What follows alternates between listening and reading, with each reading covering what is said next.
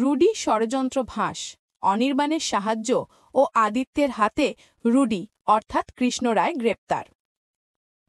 চতুর রুডি মিথ্যে কথা বলে অনির্বাণের গুরুত্বপূর্ণ স্বাক্ষর নিয়ে নেয়। এরপর সেই সই ব্যবহার করে অনির্বাণকে জাল ওষুধ পাচারের মতো গুরুতর অপরাধে জড়িয়ে দেয়।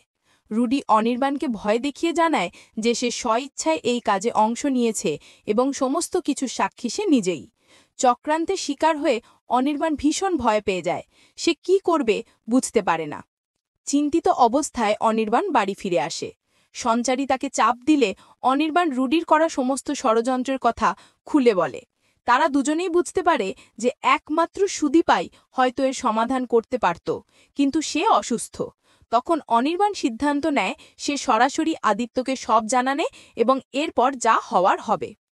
অনির্বাণের মুখে সমস্ত ঘটনা শুনে আদিত্য প্রচণ্ড রেগে যায়। সে প্রতিজ্ঞা করে যে তার ভাইকে ফাঁসানোর জন্য সে রুডিকে এমন শাস্তি দেবে যা সে কখনো ভুলতে পারবে না।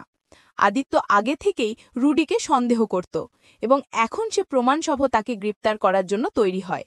অনির্বাণ যদিও আদিত্যকে সাবধানে কাজ করার পরামর্শ দেয়, কারণ রুডি তার সই ব্যবহার করে তাকে প্রধান অপরাধী হিসেবে সাজানোর চেষ্টা করেছে।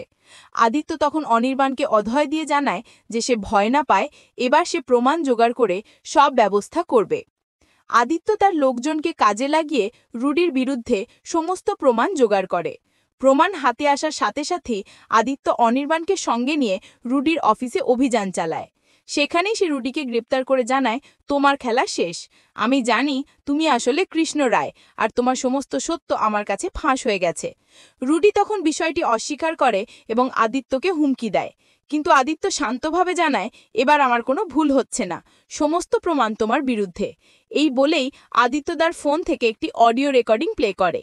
সেই রেকর্ডিংয়ে রুডি নিজের মুখেই স্বীকার করেছিল যে কেউ কোনোদিন তার অপরাধে প্রমাণ খুঁজে পাবে না। নিজের কথা শুনে রুডি পুরোপুরি অবাক হয়ে যায়।